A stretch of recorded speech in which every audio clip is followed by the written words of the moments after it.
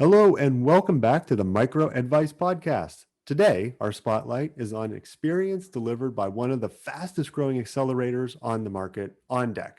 OnDeck is a modern educational institution that unites people around the globe across a variety of different programs such as founders, podcasters, content creators, VCs, customer success, and many, many more aspiring entrepreneurs.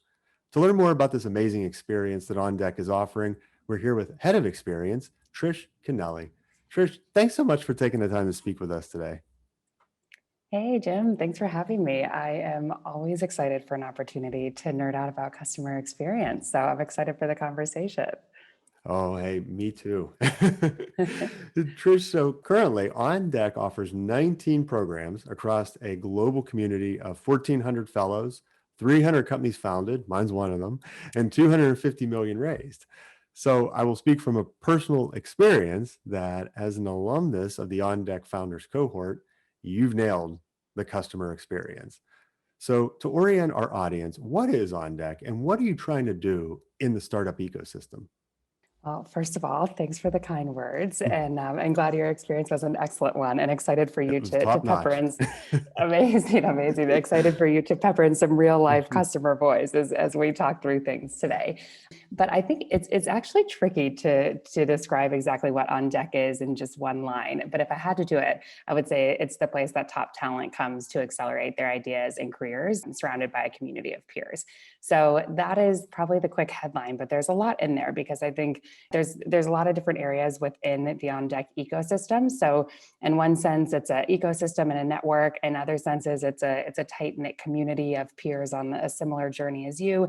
And in another sense, there's a lot of educational structure within inside of that as well. So we kind of think of it as coming together from all of these different angles to essentially accelerate top talent and where they're going. And we hope that the output of that is more companies and more people that are able to really positively impact the world by building new things. That's amazing. I love it. And I love the way that OnDeck connects the various different stages of a company. So anything from founder to content creator, which may happen at a later stage, or first 50, the venture side of it, or angel investing, or even healthcare and other areas. It's amazing how it's building this ecosystem. So, Yeah. so with that and all these different programs that some of which I just described, I think something like 40 is the plan by the end of the year. How do you build a cohesive strategy around all of these different facets of a company's operations? Yeah, this is an amazing question and one that we ask ourselves really often. And we've been learning along the way, and I think we'll continue to learn more. But we actually started with just founders. So we were fully focused on the founder fellowship, and all of our customers were founders. And as time went on, we started to see that like within the founder community, tons of needs were being met. But we also started to learn more and more about founders and what they needed throughout the journey, and found that not all of those things can be found within a founder community. And they needed capital and distribution and talent to hire and all of these different things. So we started to think, what if we built other communities as well and served those communities and then created these kind of bigger network effects? So that was kind of the early thinking around all of these different types of people are actually the supply to each other's demand, and you can create these amazing flywheels between different communities. So as we started along that path, we also quickly found out our special sauce is really deeply understanding what customers need. Why are you coming to this fellowship? What's your goal at the end of it? We're going to accelerate your path to get there by like providing the platform and the community that will help you along the way. And so as we started to explore more and more different types of community members, we found that those needs really vary a lot. So even within a bunch of founders, you'll have folks with like very different needs, whether they're early on exploring ideas or whether they've already started to gain traction with their idea. And then you see even a greater variety of those once you start to look at different types of fellowships. So when we start to think about our sector fellowships, for example, climate tech, a lot of people there are also founders, but instead of being focused on some of the things we see in the founder fellowship, they're also focused on expanding their network in the climate space. So what we've kind of learned to do is anchor exactly on the customer need. So one question that you may remember that we ask everybody in their onboarding into On Deck is, what is success for you at the end of the fellowship in 1 to 2 sentences? And I have read every single response we've ever gotten to that question, and we manually categorize a good bit of them. And it really helps us to understand, okay, these are the different reasons why people in each fellowship are coming here and what success looks like. And so now, as we started to get a feel, there's like a bit more pattern recognition. So we can see where people are trying to go from 0 to 1. We know this type of program structure really supports that. Where people are more trying to expand a network instead of go from a 0 to 1 point, then we know that this type of program structure really supports that. So that's really allowed us to kind of start to see, okay, there's a million different customer needs. Actually, they fit into these kind of like rough categories, and each category has a different structure that can help support it. So it's just a matter of talking to people, figuring out what their goals are, and then kind of arranging the right structure to deliver on that. It's obviously a little bit hairier when you're in the messy middle part of it, but directionally, I think that's kind of, we haven't found this like, this is the silver bullet for how we do everything, but we more found this is the process that we can go through, learn about what customers need, deliver on it. That is an incredible explanation.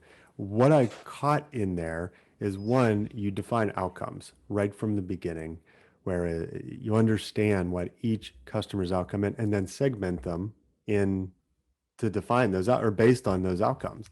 So, and again, yes, I do remember that question, which I thought to myself at the time, very few organizations are really seeking, what is it that I'm trying to get out of this? What's the goal that I'm trying to achieve by doing this? And then I recall even throughout, we track back to that goal. Are you achieving this? Whenever I've had my one-on-ones with the various different folks from On Deck, it's, hey, here's your goal. Are we meeting that? Are you hitting these milestones? Incredible way of tracking success. Amazing, amazing.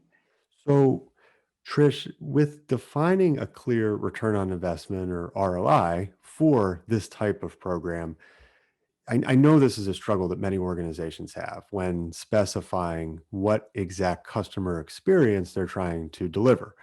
So, with that, how do you measure success among a broad community of customers? Because you mentioned so many in there, and I would venture to say that they all have a different metric of success.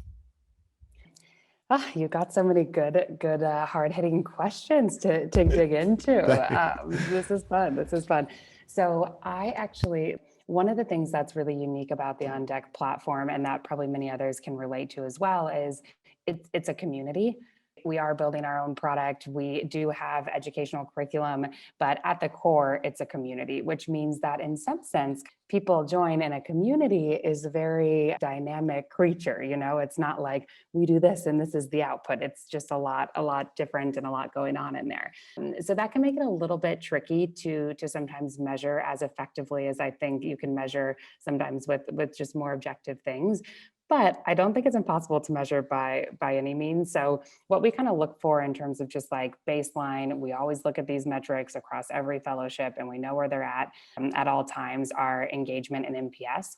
So engagement, we have the philosophy that we're not actually trying to maximize engagement with it On Deck, right? So yourself as a founder, really anybody who joins the program, right? Like designers in the design fellowship, they're full-time designers. So if a designer is spending 50 hours a week with On Deck, that's actually probably more of a problem than a good thing. So we are not interested in maximizing engagement, but we are interested in minimizing unengagement. So we want to make sure that if people are part of a fellowship, if we have people who are almost never signing into Slack, almost never coming to sessions, almost never engaging in different opportunities, we know they're not getting value from the platform, and we want to figure out why.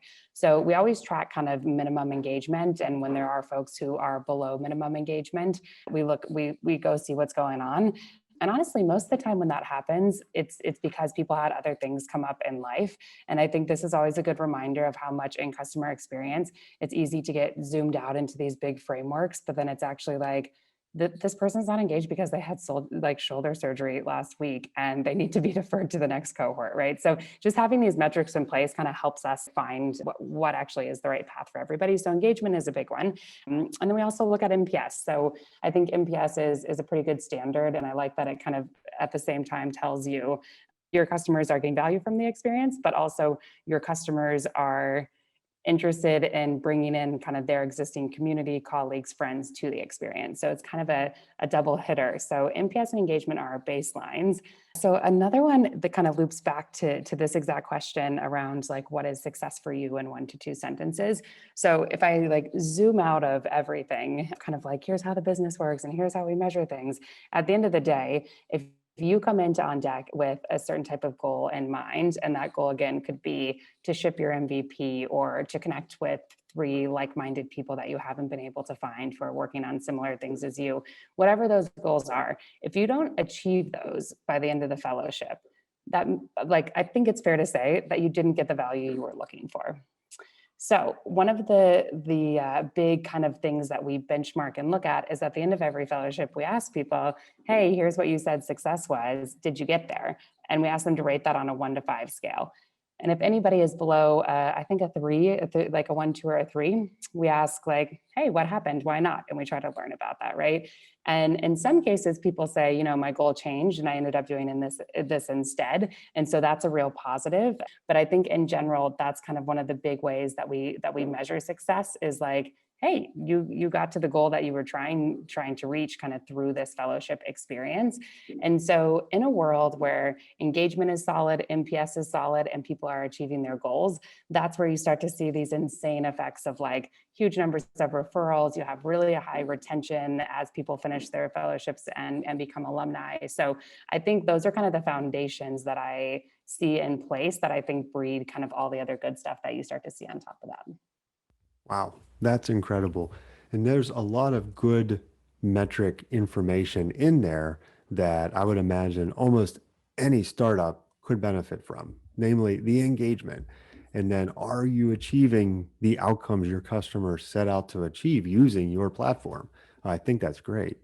So let's talk a little bit about online versus offline experience, because as I understand it, On Deck originally started more as a local community or group in the Bay Area, where obviously we were hit with the pandemic and it had to immediately pivot to a more online experience, which has been great and helped it expose to a greater reach. So, how do you balance these two? And I know this is something that almost every company in the world could face today, and then maybe many even going forward. Yeah. I feel like we're all in this together with the in-person, hybrid, virtual, in-person, hybrid, virtual kind of waves of Right. COVID. So I don't think there's any kind of like perfect fix for this, but I do think it's a really exciting period of time because I feel like we're getting to the point where there's some potential to kind of like establish a new normal where things will probably look different than they were pre-COVID, but we also are with vaccination timelines and in different areas of the world obviously being different, but in some areas we're starting to see these moments where, hey, it's actually possible to like start to establish what the new normal is. We can start to evolve from the fully virtual format. And I would say with On Deck, I think one of the big things we've seen is like fully virtual is amazing for accessibility. Like we have had people meeting people from other continents and forming super tight relationships that wouldn't have been possible if we were fully in person in San Francisco. And in addition to that, we've seen like just amazing amounts of kind of different ways of thinking and people with different experiences joining. And I also think we wouldn't have that type of diversity if we weren't able to go virtual and therefore kind of fully global. So I think we'll always keep that nature with. And we actually just had a team all hands yesterday where it was like, yes, we are going to be able to meet up in person, but we're always going to be a remote first company because we're always going to be a global community. And those things are so tightly intertwined. But on the other side of that, I think it is hard to reproduce all of the types of moments that we can have that connect us virtually So I am excited to bring back a lot of different in-person opportunities. And we've started to do a bunch of experimentation. So we have been doing some what we're calling city drops to bring together the tech community in different cities. So we actually just yesterday, I believe, announced a New York drop to bring together different people in New York who are in the space. And we are also starting to look towards very curated retreats as kind of opportunities to bring people together. Like, hey, we're all founders working on this part of the 0 to 1 process. So let's all, get out of the city for a long weekend and maximize the progress we can make and form some relationships around that. So we have a bunch of exciting ideas coming. One more to mention that I'm really excited about is actually going back to our roots of the kind of like local city ambassadors. So we are just about to bring back the kind of local chapters that are really going to be community led, but a chance for someone like me sitting out here in Portugal to find everybody else in the On Deck community who's close to Lisbon, and just have some ways to connect in person as well. So that was a very long way of saying I think every company will navigate this differently, and every community will navigate this differently. For sure, our take is that we will be like global virtual first, because the diversity and accessibility that we've seen from that is incredible and foundational for us, but lots of opportunities to also create like really unique in-person experiences along the way. That is amazing. I love some of those examples that you're focused on in having these little micro communities locally, but still connected to the broader ecosystem for On Deck and benefiting from all the other knowledge and experience of folks around the world. That's incredible. Trish, so last question for today. This has been great. I love hearing some of the way that On Deck is delivering these things that we've experienced on the front end. So with this last question, what has been the biggest challenge you've seen over the course of On Deck so far? I know many fast-growing startups are struggling in various different ways to develop product and marketing and community of customers and balancing all this. So from an organization that helps other startups, what's something that maybe you've experienced, and if you can, any ways that you're working to overcome it? Yeah, it's a really great question. And so many different things pop to mind.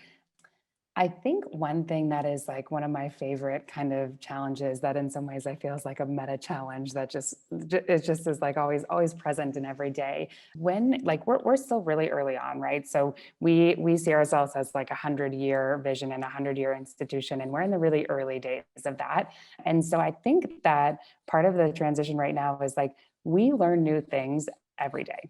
Like I'll have a conversation with a customer, we'll see something in feedback, we'll have a Q&A and a new question comes up. Like we see new ways that like customers are engaging with or wanting to engage with On Deck every single day. And so it's a constant battle of prioritization and trying to kind of like constantly place on that like 2x2 of effort to value. Should we go with these quick wins? Should we actually prioritize this thing that's going to take a lot of effort but could be amazing? Oh, here's a new shiny object, right? Like there's so many kind of like new exciting things to always run towards. So I think for us, just continuing to try to prioritize is a tricky one, and finding the right balance of you can kind of ship a new V1 really often in this type of environment, which is really exciting. But figuring out when to also ship like the V2 and the V3 and standardize things is a tricky kind of slope to crawl up. And I've seen this with a ton of like founders in our community as well, as it's like, when do you concentrate on the core versus try that new different thing or not, or the other way? And it's always a bit of a data-driven decision, but at the same time, you don't have all the data. So at the end of the day, you have to lean on a hunch or an anecdote or whatever it might be. So yeah, I'd say just prioritizing what opportunities to do now versus later versus not at all is kind of one of our big pieces. And actually, one thing that is really cool for us is we have a super engaged community. So it's actually possible for me to just say, hey, you 5 people who I know I've talked to about this, we're deciding between this and this, like what would be most valuable for you? And you just get immediate answers of oh, I would never use that, or oh, that would be a total game changer for me. So that is actually one of the really bright sides of having like a really community-based customer experience. I think we have the privilege and the ease of learning really quickly around how to do that. Trish, this has been great. Thank you so much for the expert knowledge that you shared today. This is wonderful. I'm thrilled to hear some of these tips and tricks that you shared. Amazing. Well, thanks for having me. Looking to staying on top of all the other tips and tricks coming through other episodes. And yeah, really appreciate the conversation. This was fun. Absolutely. And thank you all for listening. If you have any thoughts on a customer experience podcast topic, drop me a line on LinkedIn. As always, you can find this episode and many more on Spotify, iTunes, and YouTube. Thanks again. Have a great week. See you right back here, same place, same time next week. Bye now.